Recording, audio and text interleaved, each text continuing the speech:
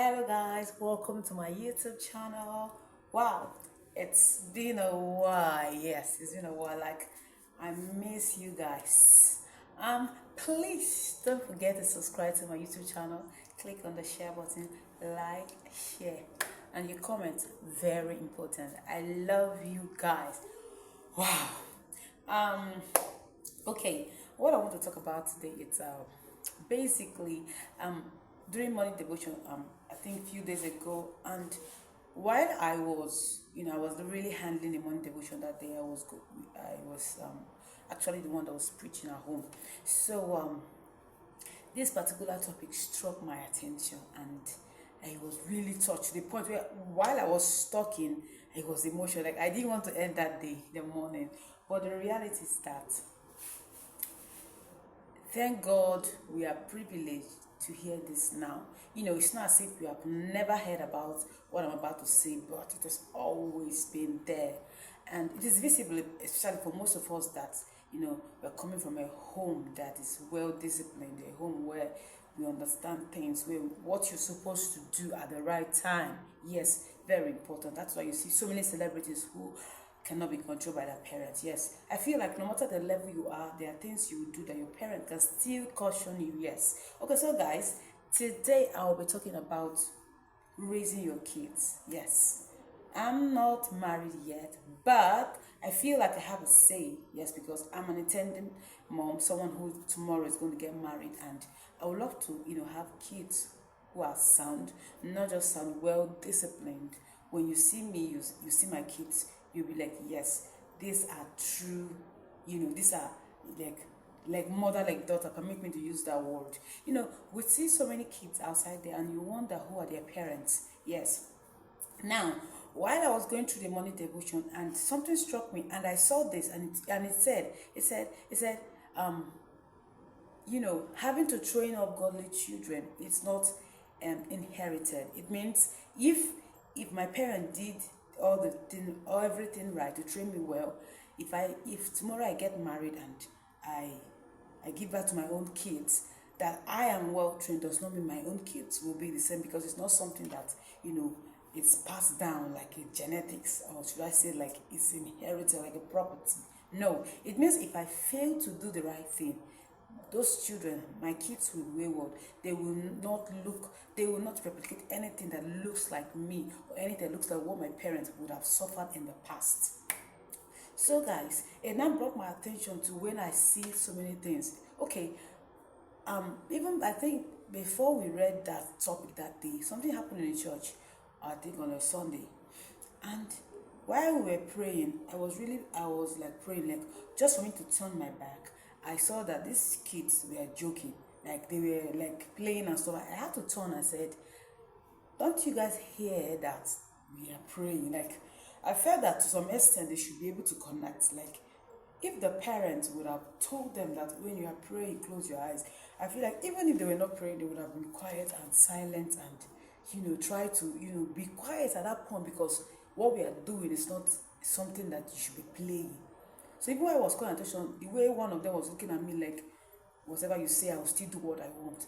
Now, it now brought my attention again to a man of God who was saying something about his daughter. And he was like, this girl is just 5 years, and when it's worship and she's connected with her prayer, like when she's not playing, when it's time for worship, she's connecting and she's worshiping God, she starts to cry. Like, I saw a picture of her actually, and I was moved. I was like, Jesus.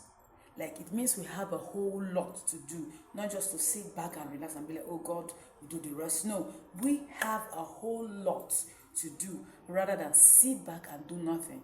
Because if a child of 5 years would understand worship, understand connected, it means I don't have to wait till 10 years to tell my child, oh, when you're praying, you'll be connected with God. It means the moment the child is in my womb, or even now, I'm already making a declaration before that child comes, so that when that child is in that womb, I'm already making a declaration. The child comes out, I'm already teaching the child the sound way, the ways of Christ, the ways of God. Like, everything becomes, like it becomes a thing of necessity. Like, this is what is applicable, nothing more, nothing less. So for this kid that I saw in church, that I was disappointed. Why? Because I felt like the parents would have done more. Because looking at the child at that age, I think they were probably should be. I think two should be around 5 or 6. Then the other one should be around, should I say 3, 4? Do you get that? Now there is this kid I know, like a prophet of that I know very well from school. His daughter.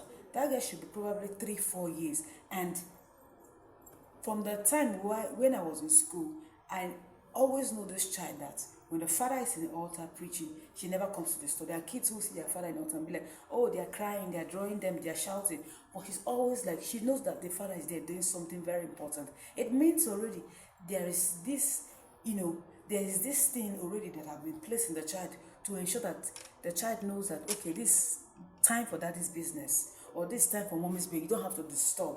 Do you understand? So as parents, we need to, buckle up, tie our belts.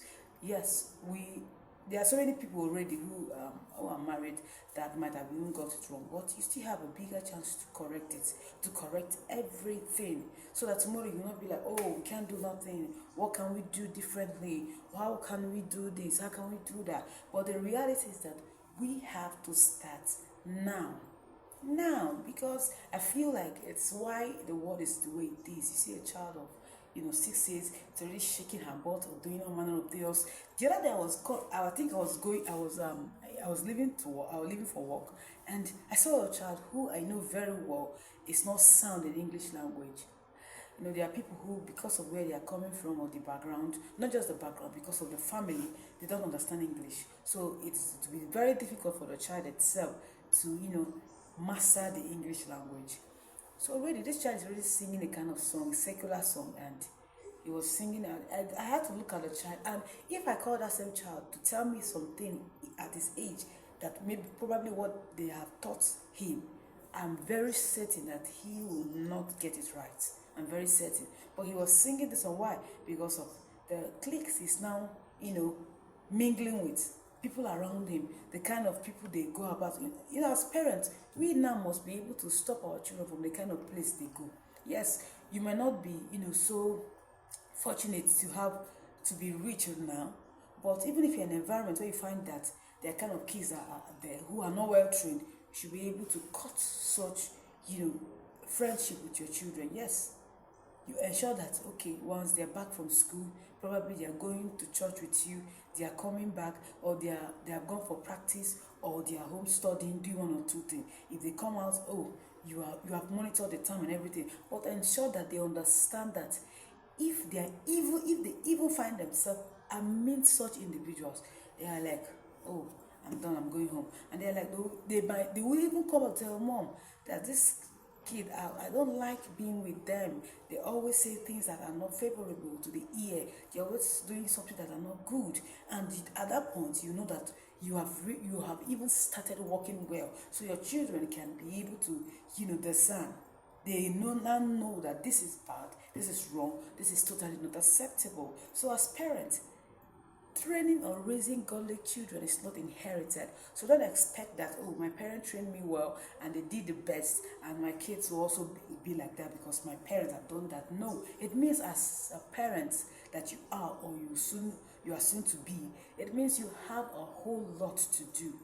You have a whole, because the generation where we are in right now, a child of 1 year has no more than you can imagine. It will surprise you. It will surprise you totally. So we have a whole lot to do. I was so disturbed when I saw, when I read that, and I was like, wow. And it pains me so much. Yes, it's true. There used to be a time where I listened to secular songs, and there come a time where I feel like, okay, it's time to let go. Yes, it won't help me, it will do me no good. And you are singing a song like you're not connected to God, so what's the essence? I feel like, okay, I'm taking this away.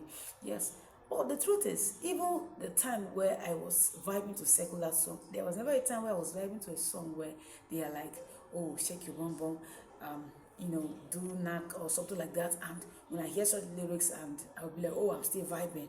So I'm surprised that people will be like, oh, something like, the words are just too much, and people are vibing and dancing to it, and they're wondering, when you sit down to listen, you just see that this is nothing other than, luring people to sexual immorality. That's nothing more. Because if a grown-up woman or a grown-up man can just sit down, the only thing they can write is about people coming together to sleep together or coming together. You know, they cannot hold their sexual urge. I don't understand how that inspires somebody. And you're writing it down, you're dancing to it, and somebody's vibing to it. And I don't get it. And now you want me to sit down and say, oh, it's fantastic. So the choice of we now is to ensure that even these songs, we need to ensure that we cut our kids. Because even while we are not allowing them to do to mingle with those friends, those people who will put them wrong, we should also tell them that, okay, this thing you listen to is totally wrong. The lyrics does not sound well. That's just the reality. I remember my pastor saying something then when he was, in the world and was viral to his song. It was when he repented, when he accepted Jesus as his Lord and personal Savior, when he got repented, that he one day heard that particular song he used to vibe to, and he knew the meaning. And somebody told him that what it meant was like what they have been vibing to was two breasts, one penis, two breasts, one penis, and you wonder, somebody sat and wrote that song, and some persons know the meaning of that song all those while, and they are still vibing to it. Like, I don't understand how that song will make me move. There's some song that even if you vibe to secular song, that you should be when you hear it should irritate you because it's not making sense. And we go to parties or when we organize birthday parties for our kids, we are playing those songs, we're shaking bum bum, and tomorrow you expect those children to be sound. You must make the right choice now. We must be able to choose now the path we want our kids to follow. Else, I just feel like we can't stop whatever they want to do. I just feel like we can't stop it. But whatever they want to do, they will do it, and we can't hold them back. So raising godly children is determined by us. Yes, you and I. Especially if you're married. You, whatever happens to that child, you will be held responsible. Me, I don't have now, but the day I have, what I start from the day that child it's in my womb, and I start to make a declaration. And when the child comes out, we are making a declaration because we wouldn't want those children to be in the street. When you look around, you see kids who are vibrant for God, who are doing wonders for God, and wouldn't you want your kids to be like that? I want my child to be like that. Some people say, no, I don't want my child to be a pastor. Nobody's saying they want your children to be pastors. But we're saying raise godly children who are sound, who when God see, God will be like, oh, these are my own. When they go out, when they're talking with their friend, they're like, man, this God is wonderful, I enjoy. See, there's this thing about, when you know God so well, and people see it in you, and they kind of, it's like a virus that you go about spreading. When people see, they just know, oh, this one is from God. And that is how you should raise your kids, just the way they see it in you.